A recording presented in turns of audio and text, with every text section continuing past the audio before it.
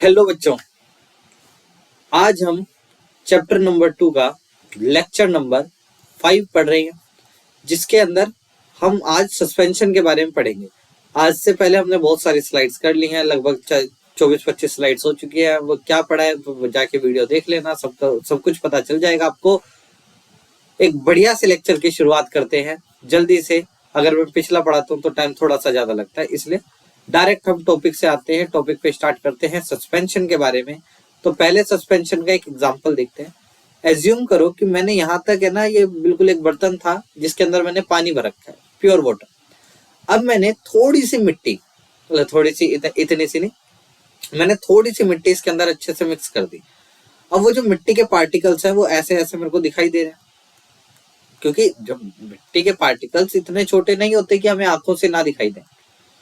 यानी कि सोल्यूट जो है वो सोलवेंट में है तो, लेकिन उसके अंदर डिजोल्व नहीं हुआ है, मिक्स नहीं हुआ है। जैसे अगर नमक डालता हूं तो नमक अच्छे से मिक्स हो जाता है, इसके अंदर वो डिजोल्व नहीं हुआ है। इसी को, अब ये जो तैयार हुआ है, ये जो मिक्सचर तैयार हुआ है, इसी का नाम है सस्पेंशन। तो एक बार जल्दी से सस्पेंशन की डेफिनेशन पढ़ लेते हैं। सस्पेंशन की डेफिनेशन क्या होती है? When solid solute particles dispersed in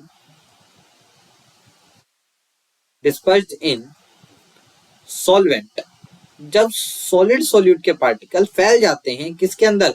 solvent के अंदर, तो उसी को बोलते हैं सस्पेंशन। समझ गए? सस्पेंशन वो उसके अंदर डिसॉल्व नहीं होंगे, घूमते रहेंगे। सर कब तक घूमेंगे फिर? हाँ, तो ये अच्छा पॉइंट है। तो अब हम पढ़ेंगे पहले प्रॉपर्टीज सस्पेंशन की, और एक एक करके उस प्रॉपर्टीज को करेंगे एक्सप्लेन। तो अब हम पढ़ रहे हैं प्रॉपर्टीज ऑफ सस्पेंशन। जैसे हमने सॉल्यूशन में पढ़ा था वैसे ही हम पढ़ रहे हैं प्रॉपर्टीज किसकी? सस्पेंशन की।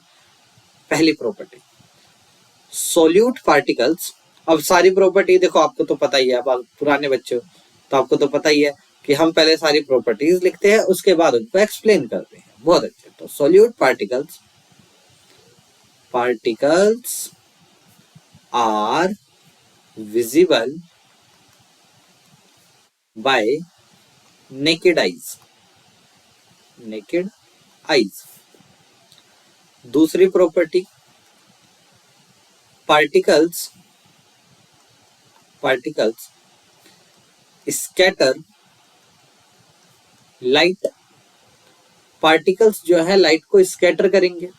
हमें आंखों से दिखाई दे रहे हैं, लाइट को स्कैटर कर रहे हैं। यानी कि पार्टिकल्स का जो साइज है बेटा, वो है अराउंड क्या? 1000 नैनोमीटर से ज्यादा। अब नैनोमीटर क्या होता है, ये 1000 कहां से आया? तो इसके लिए पिछला लेक्चर या उससे पिछला लेक्चर देख करके। Particles scatter light. अगर पार्टिकल्स लाइट को स्कैटर करेंगे तो पाथ ऑफ लाइट विजिबल होगा हमें, पाथ ऑफ लाइट विजिबल। ठीक है। चौथी प्रॉपर्टी, जब पार्टिकल्स सोल्यूबल ही नहीं हुए, डिसॉल्व ही नहीं हुए सॉल्वेंट के अंदर, इसका मतलब पार्टिकल्स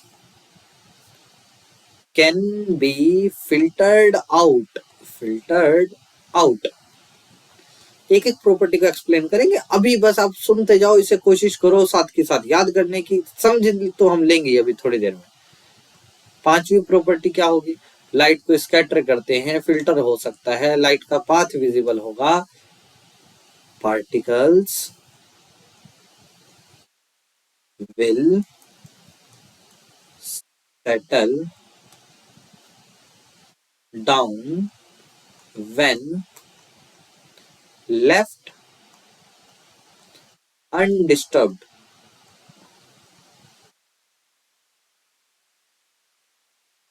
जब हम, अभी क्यों एक्सप्लेन करूं? एक्सप्लेन तो बाद में करना है।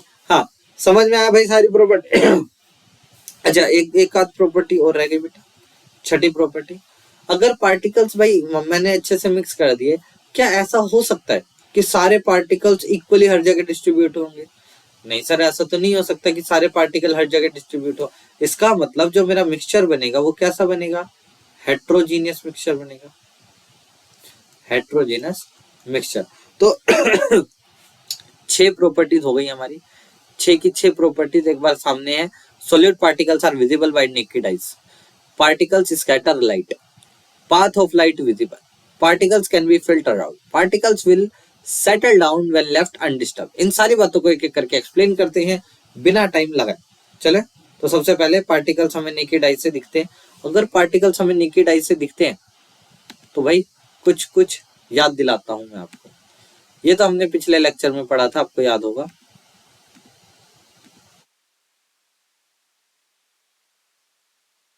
हाँ, जब बेटा पार्टिकल्स का साइज, यहाँ देखो ये मैंने पढ़ा रखा है पिछले लेक्चर में, 1 नैनोमीटर से छोटा होगा तो वो विजिबल भी नहीं होंगे, लाइट को स्कैटर भी नहीं करेंगे. अब जब पार्टिकल का साइज 1 नैनोमीटर से छोटा होता है तो इसे बोलते हैं हम सॉल्यूशन. पार्टिकल्स का साइज 1000 नैनोमीटर से है, यानी कि लाइट वो हमें आंखों से दिखाई भी देंगे और लाइट को स्कैटर भी करेंगे, और ऐसे मिक्सचर को बोलते हैं क्या? सस्पेंशन. ये हमें आंखों से दिखाई देंगे और लाइट को स्कैटर करेंगे. अगर लाइट को स्कैटर करेंगे मतलब अगर सॉल्यूशन की जगह मैं यहां पर सेम बनाऊं, एक मेरे पास बर्तन है, लाइट इसमें से पास आउट करेंगे, अगर हम सॉल्यूशन था, लाइट इसमें से पास आउट करेंगे, तो भाई अगर ये सॉल्यूशन होता, अगर ये प्योर सॉल्यूशन होता तो लाइट एज इट इज सीधी पास हो जाती, हमें दिखाई नहीं देती बीच में कहाँ गई. लेकिन लाइट पार्टिकल्स जो होंगे सॉल्यूट के, वो लाइट को स्कैटर करेंगे. जैसी लाइट इनसे टकराएगी ये स्कैटर करेंगे लाइट को हर डायरेक्शन में. अगर ये लाइट को हर डायरेक्शन में स्कैटर करेंगे तो इससे टकरा करके, इस पार्टिकल से टकरा करके लाइट मेरी आंखों में भी जाएगी, और जब मेरी आंखों में जाएगी तो मेरे को ये पूरा रास्ता लाइट का दिखाई देगा. जब पार्टिकल से टकरा करके लाइट मेरी आंखों में जाएगी तो ये पूरा रास्ता, क्योंकि हर जगह पार्टिकल्स मौजूद है, इक्वली डिस्ट्रीब्यूटेड नहीं है वो मैं बात मानता हूं, लेकिन हर जगह मौजूद है. हर जगह मौजूद है तो हर तरफ से लाइट मेरी, मतलब कि पूरे सॉल्यूशन में जहां जहां से लाइट पास हो रही है वो पूरा रास्ता मेरे को दिखाई देगा. यही हमने पढ़ा यहां पर हमने.